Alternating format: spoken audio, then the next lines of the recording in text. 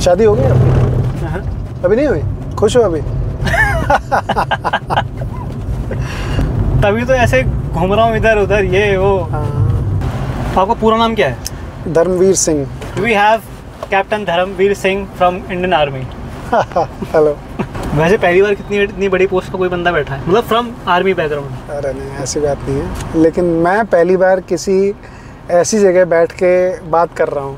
आपके लिए तो मतलब ये कितना यूनिक है नहीं पता, पर मेरे लिए ये बहुत यूनिक है, बहुत ही यूनिक है। तो आपके 5 साल कैसे रहे? एकदम बढ़िया फौज में? बहुत मज़ा आया, मेरी ज़िंदगी के सबसे इंटरेस्टिंग 5 साल रहे। तो आपने ड्रिंक करना वहीं शुरू करा?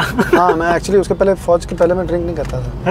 हाँ, तो मतलब ये सीरियसली नहीं पीता था मैं। वो पिलाते हैं ऐसे तो नहीं रहता? ऐसा नहीं, कोई जबरदस्ती नहीं है। अच्छा लगता है आपको? देखिए, जबरदस्ती कोई नहीं करता है। हाँ। ठीक है, ट्रेडिशंस होते हैं, कई बार वो लोग पी लेते हैं, उस प्रथा के बाद फिर छोड़ देते हैं, लेकिन ऐसे ट्रेडिशन है फौज में। कुछ चीजें हैं, जैसे जब आप पहले दिन जाते हैं तो डाइनिंग इन होती है आपकी, तो डाइनिंग इन में बहुत सारे यूनिटों में ये प्रथा है कि आपको उसी के साथ वाइनिंग इन भी की जाती है। अच्छा। जब आपका प्रमोशन होता है तो आपके रैंक को डुबो के रम में उसके बाद आपको वो लगाया जाता है। अच्छा। फिर आप वो रम पीते हो। तो ये सब प्रथाएं हैं, मतलब हार्ड एंड फास्ट कोई कसम खिला के कोई वो नहीं है। हाँ। और अगर आप एक फौजी हैं, धर्म तो रीजन है नहीं पीने का, ठीक है? हमारे यहाँ सर्वधर्म स्थल फॉलो किया जाता है। अगर आप फौज में हैं तो धर्म को हटा दीजिए। अच्छा। हाँ। अब उसके बाद इसको आप इस तरीके से देखो ना कि ऐसा क्या हो जाएगा कि अगर एक गिलास जो चीज़ आपको पसंद नहीं, अगर आप उसको पी लोगे तो सिर्फ धर्म ही अगर आपको रोकेगा तो कोई प्रॉब्लम है, अदरवाइज पी लो यार। धर्म ही रोकेगा। उसको आप करेले का जूस पैन समझ के पी लो। ऐसा तो है नहीं कि एक बार कोई पिला देगा तो उसमें ऐसा मिला हुआ है कि रोज रात को आपको 3 बजे तलब होने लगेगी कि भाई ले आ ड्रग्स। ऐसा तो कुछ है नहीं। हाँ। मजबूरी में आपको मांस खाना सिखाया गया है। अरे भाई, जंगल में आप हैं, 10 दिन फंस गए, क्या करोगे? आप फंसे थे कभी? नहीं, मैं नहीं फंसा। आप कभी ऐसे बैटलफील्ड में गए थे कि भाई?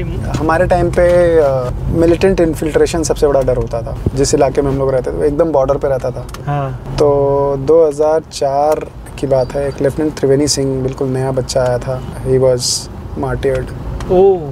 तो उस ऑपरेशन में हमारी यूनिट का आर्टिलरी सपोर्ट था। अच्छा। हाँ, तो ये गुरेज में हुआ था। 19 मिलिटेंट के आने की हिंट थी।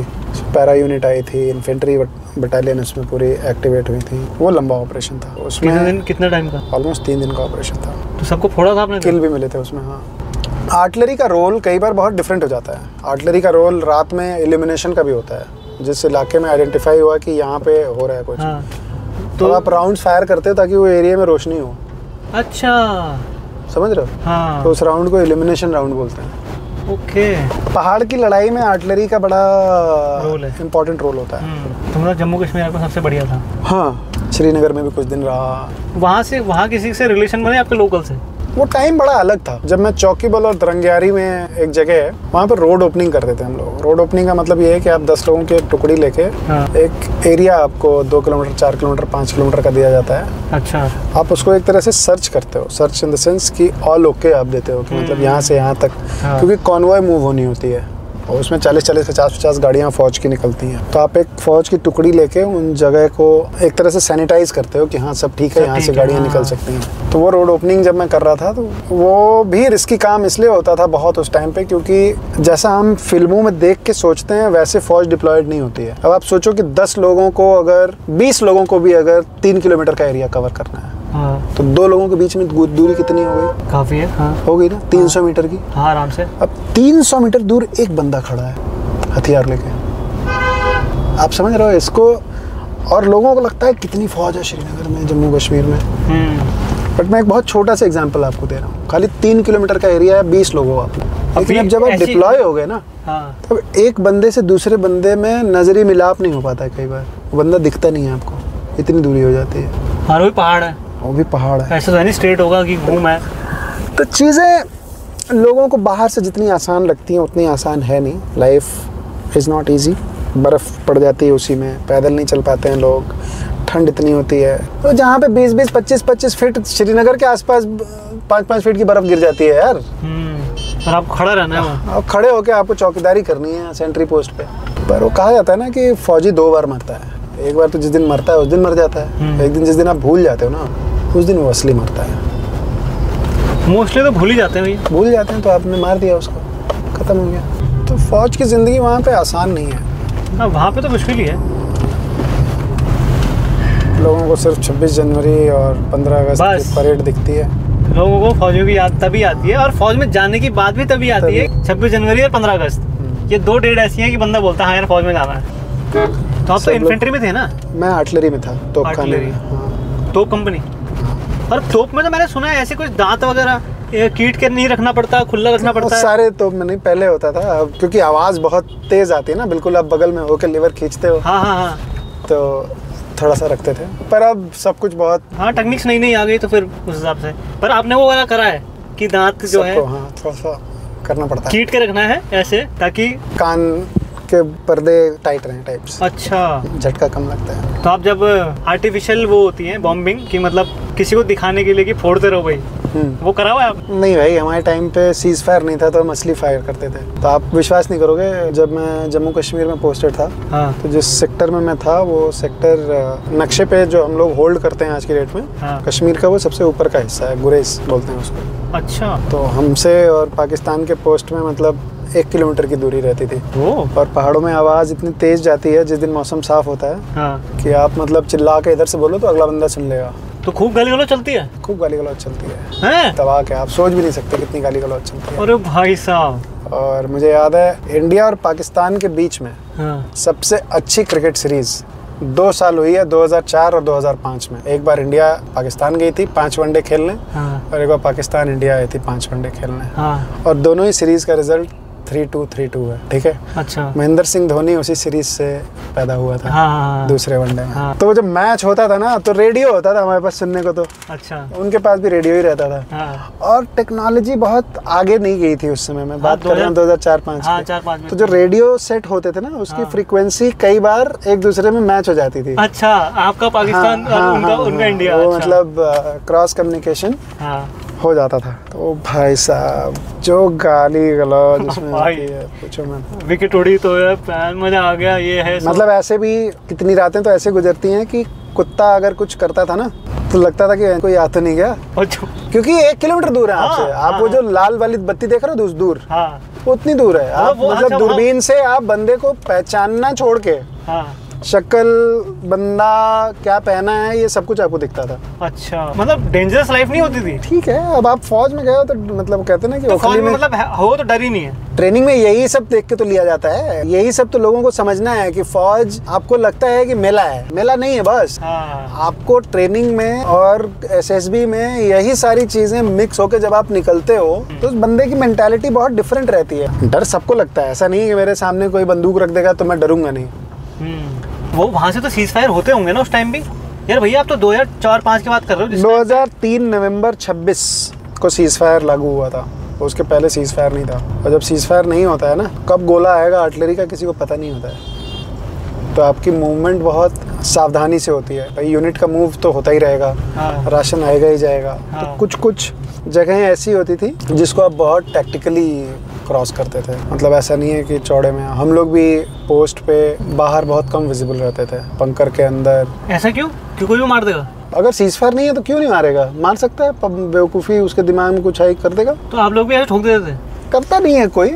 अब जैसे अब कल के बाद से सीज फायर उल्लंघन हो गया है, जब से पहलगाम वाला वो हुआ है। पाकिस्तान ने पहले तोड़ा, आई थिंक अभी न्यूज़ में है, अभी सीज फायर ही हटाने की बात हो गई है। अगर हटा दिया तो फिर करो फायरिंग जितनी है। ये तो इंटरनेशनल ट्रीटी होती है ना, आप एक तरीके से अंतर्राष्ट्रीय समुदाय को ये बताते हो कि भाई ये गलत है बात, और इसके बदले में अपने सम्मान की रक्षा के लिए हमने सीज फायर का को हम नहीं मानते हैं। भाई कोई आपके देश में आके इतना गंदा काम करके जाएगा और आप ट्रीटी थोड़े फॉलो करते रहोगे, तो अब वो सीज फायर हटा देंगे, फिर हटा ही देंगे, फोड़ो और क्या। शादी हो गई आपकी? अभी नहीं हुई? खुश हो अभी? तभी तो ऐसे घूम रहा हूँ इधर उधर, ये वो। आपका पूरा नाम क्या है? Dharamvir Singh. We have captain Dharamvir Singh from Indian army. Hello. वैसे पहली बार इतनी बड़ी पोस्ट का कोई बंदा बैठा है, मतलब फ्रॉम आर्मी बैकग्राउंड? अरे नहीं, ऐसी बात नहीं है, लेकिन मैं पहली बार किसी ऐसी जगह बैठ के बात कर रहा हूँ। आपके लिए तो मतलब ये कितना यूनिक है नहीं पता, पर मेरे लिए बहुत यूनिक है, बहुत ही यूनिक है। और आपने फौज कब ज्वाइन करी थी? 2001 में मैंने फौज ज्वाइन की थी। कितने साल के थे आप? मैं 21 साल का था। तो आपने NDA क्लियर करा था? नहीं, फौज में 3 तरीके की एंट्री होती है। एक 12वीं के बाद जो लोग ज्वाइन करते हैं वो एनडीए जाते हैं, 3 साल का वहाँ कोर्स करते हैं, फिर वहाँ से आईएमए जाते हैं जो आपके देहरादून में है। एक एंट्री होती है जो ग्रेजुएशन करने के बाद आप डायरेक्ट या तो आईएमए जाते हो या ओटीए जाते हो, ऑफिसर्स ट्रेनिंग एकेडमी, जो चेन्नई में है। करेक्ट। तो मैं ऑफिसर्स ट्रेनिंग एकेडमी चेन्नई गया था। अच्छा। ग्रेजुएशन करने के बाद। और आपने इंजीनियरिंग कर रखी होगी? नहीं, मैंने जो ग्रेजुएशन, कहने को वो आर्ट्स है। अच्छा। लेकिन मैंने जवाहरलाल नेहरू यूनिवर्सिटी से जापानीज में ग्रेजुएशन किया है। जापानीज में? हाँ, फॉरेन लैंग्वेज सीखी है मैंने 3 साल। नहीं, आपने ग्रेजुएशन करी जापानीज से। हाँ। तो उस टाइम आप सोच रहे होगे कि भाई जापानीज लैंग्वेज में अपना करियर बनाना है। तो भाई इंडियन आर्मी में कैसे? जापानीज लैंग्वेज का एक्चुअली उस समय ये माहौल था कि इंडिया में जितनी भी जापानी कंपनियां थी ना, वहाँ पे अंग्रेजी को बहुत महत्व नहीं देते थे वो लोग। उस टाइम पे सारा ये काम मैनुअली होता था, कोई इंसान ट्रांसलेट करेगा अगर कोई बात करनी है। अच्छा, हाँ। और कंपनियां इतनी बड़ी बड़ी थी कि उनके बिना काम नहीं चल पाता। होंडा, मित्सुबिशी, टोयोटा, हिताची, तो ये सारी कंपनियां तब भी थी। तो ये जापानीज बड़ा ही कहने के लिए बीए का कोर्स था, लेकिन बहुत प्रोफेशनल कोर्स था, लोग करके और बहुत अच्छी नौकरियां करते थे। तो मैं गया तो ये सोच के था, लेकिन जब मैं तीसरे साल में था, लास्ट ईयर में, तो वो 99 था, 1999, जो कारगिल वॉर वाला साल है। तो मुझे जो इज्जत सम्मान सैनिकों को मिल रहा था, एक तो वो था। दूसरा ये था कि इतने यंग ऑफिसर्स वीरगति को प्राप्त हो रहे थे। तो कहीं पे एक भावना आई कि मतलब आप क्या कर रहे हो, मतलब अभी तो हो गए 20 साल 21 साल के आप, तो वो वाला जो है ना कि आप क्या कर रहे हो, आपको चाहिए तो सब कुछ, पर आपने करा क्या? हाँ, आपको ट्रैफिक भी बढ़िया चाहिए, रोड भी बढ़िया चाहिए, टैक्स देके आपको लगता है कि आपने देश खरीद रखा है। हर आम आदमी यही बोलता है कि आई पे टैक्स, है ना। अरे टैक्स देके खरीद थोड़े लिया देश को यार आपने। आप अफगानिस्तान को देखो, क्या हुआ, 2 दिन में रातों रात सत्ता बदल गई। तो नेशनल स्ट्रेंथ ये आम आदमी को पता नहीं है अभी, कि जब नेशन खराब होता है ना तो आपकी कोई वक़्त नहीं रह जाती है। करेक्ट। हाँ? आप उतने ही स्ट्रांग हो जितना स्ट्रांग आपका देश है। हाँ? तो वो वाली भी एक भावना थी कि मैं क्या कर रहा हूँ देश के लिए। तो मुझे लगा कि आप इंडियन आर्मी में जाना चाहिए। हाँ, तो ये सोच के साथ मैंने अपना रिटर्न लिखा। ऊपर वाले की कृपा थी, पहली बार में मेरा रिटर्न क्लियर हुआ। अच्छा। फौज में जाने का जो एसएसबी का जो प्रोसेस होता है वो थोड़ा सबसे कठिन उसी पार्ट को माना जाता है। करेक्ट। हाँ।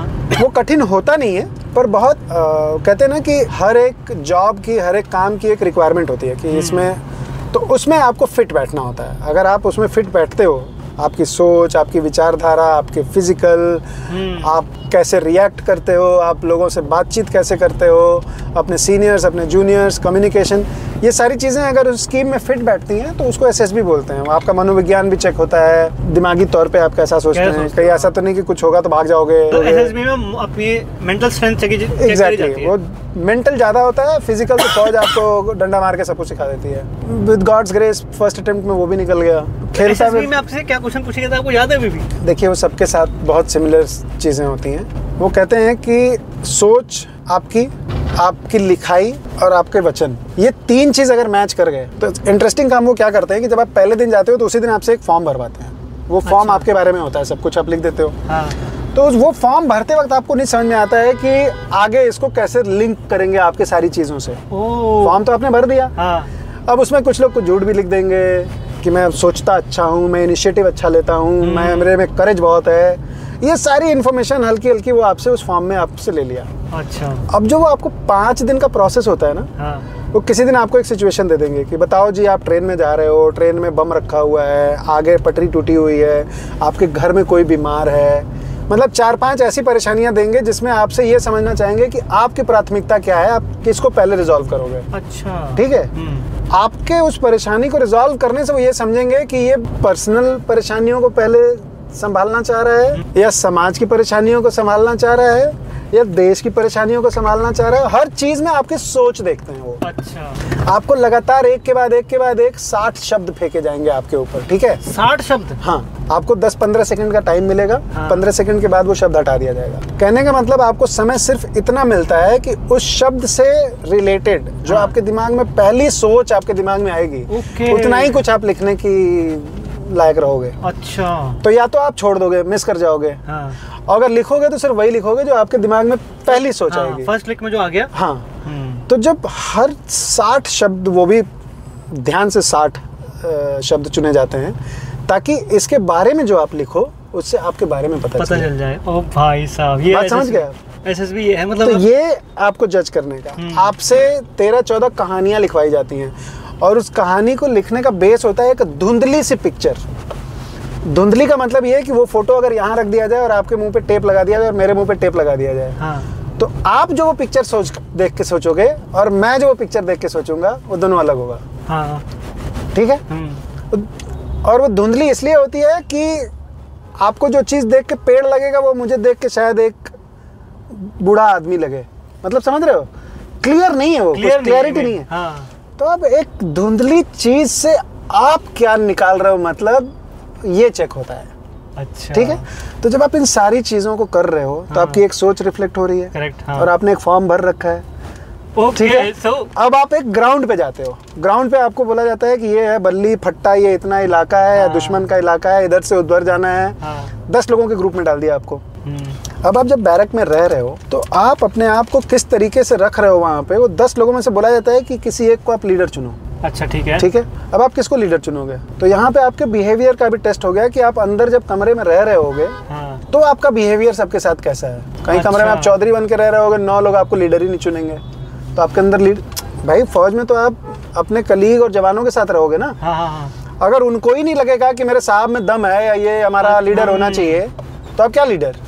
मेरे सोचने से थोड़े मैं लीडर बन जाऊंगा। अगले को लगना चाहिए ना कि ये मेरा लीडर बन सकता है। करेक्ट। तो वो देखेंगे।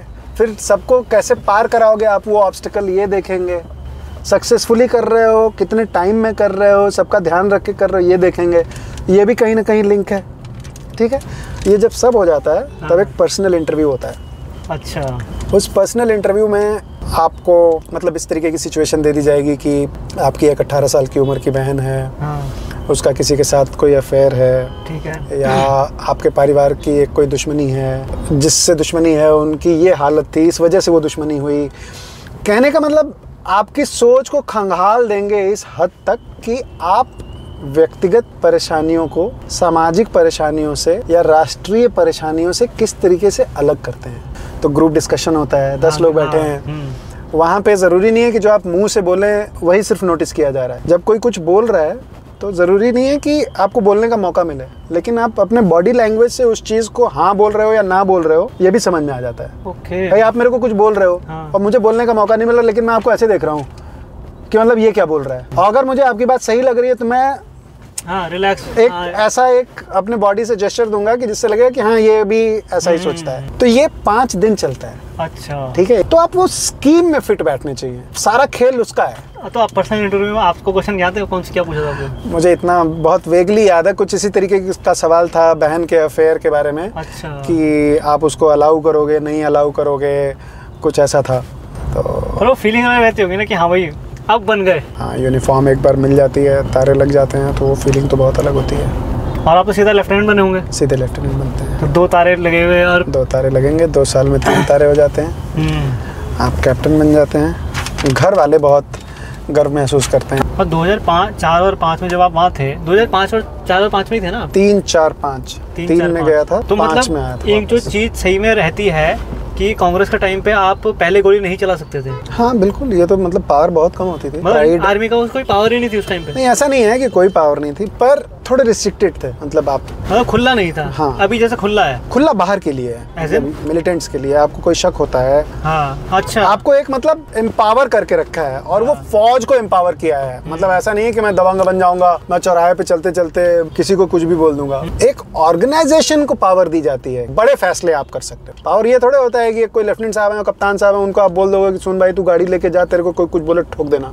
नहीं ऐसा नहीं। आम आदमी को मैं बता रहा हूँ, ये लगता है कि फौज को पावर दे रखी है। पावर तो ये वो है कि भाई वहां से अगर आपकी बात सुनी जाएगी, वहां से अगर फायर हुआ तो आप यहाँ से भी बिल्कुल फायर कर सकते हो। वो ये बड़े फैसले हैं ना। हर यूनिट कमांडर जो है वो अपने नाम नमक निशान, फौज पूरा यही है, अपने नाम के लिए मर मिट जाना।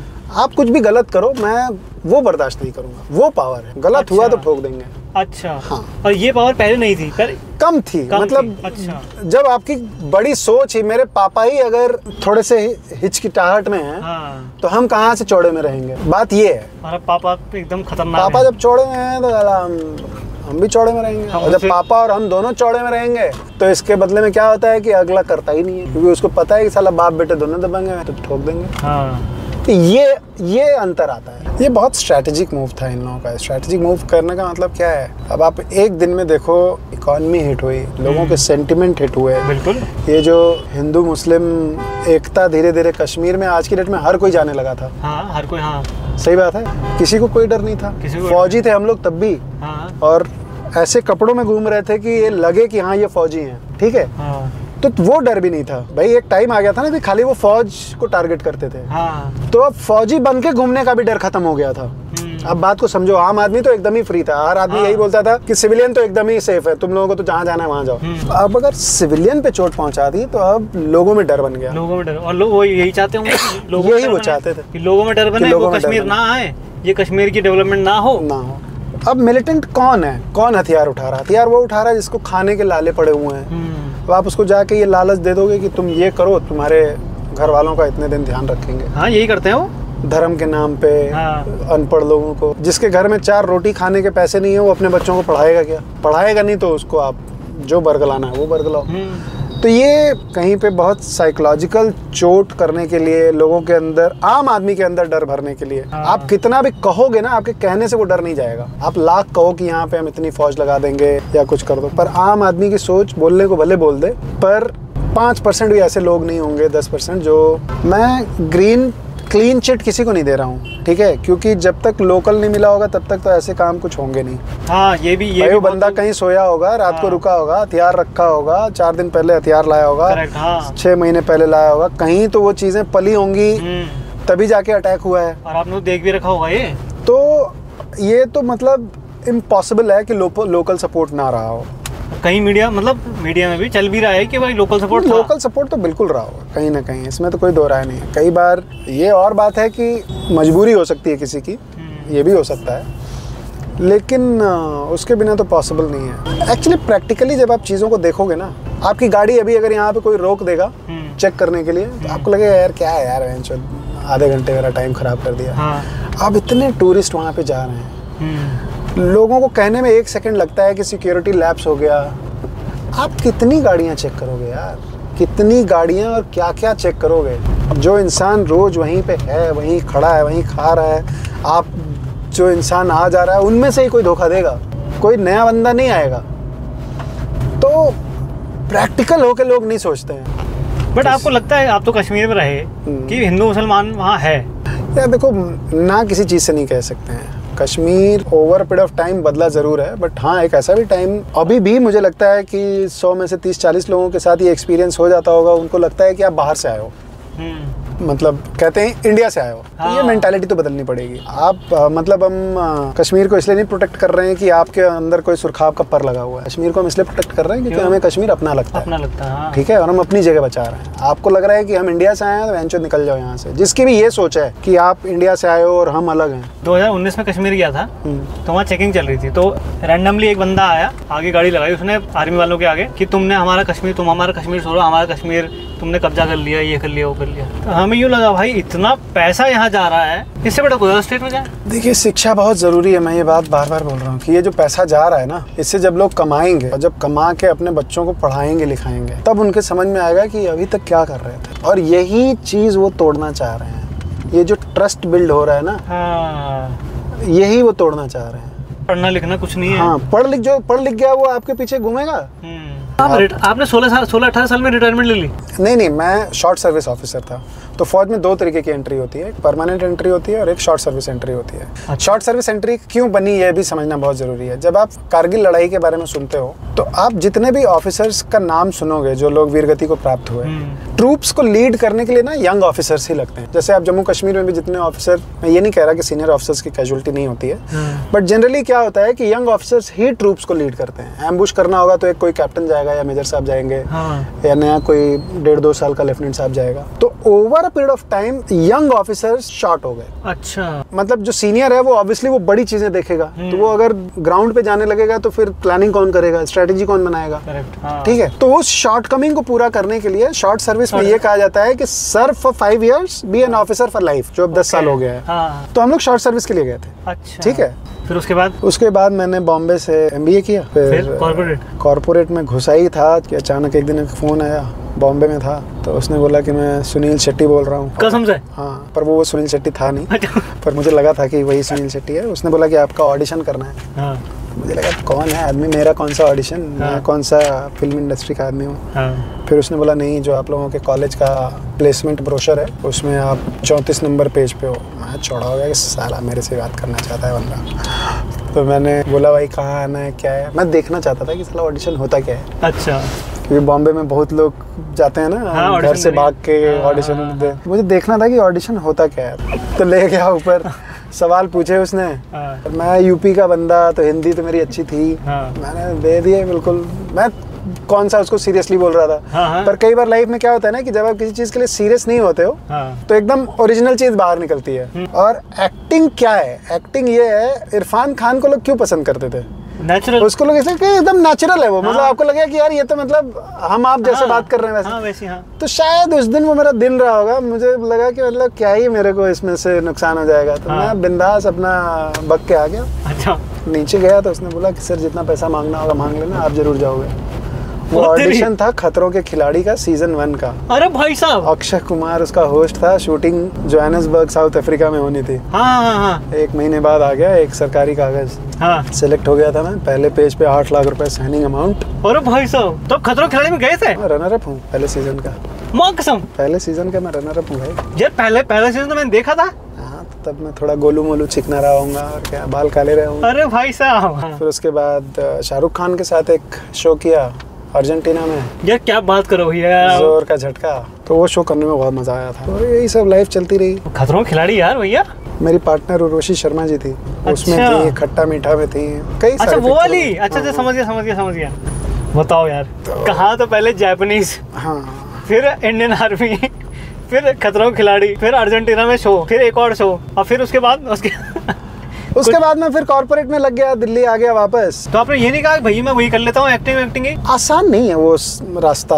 एक दिन जिस दिन शूट होता है ना, बंदा 4 घंटे से ज्यादा नहीं सो पाता है। अब आप गए 1.5 महीने के लिए ब्यूनस आयर्स में, आप शूटिंग कर रहे हो। तो तब तक मेरे 2 बच्चे थे, वो बड़े हो रहे थे। खुशी जैसी लगती नहीं थी। क्योंकि फैमिली तो वही है। आपकी फैमिली की याद आ रही है, वाइफ है, सब कुछ है। बिल्कुल।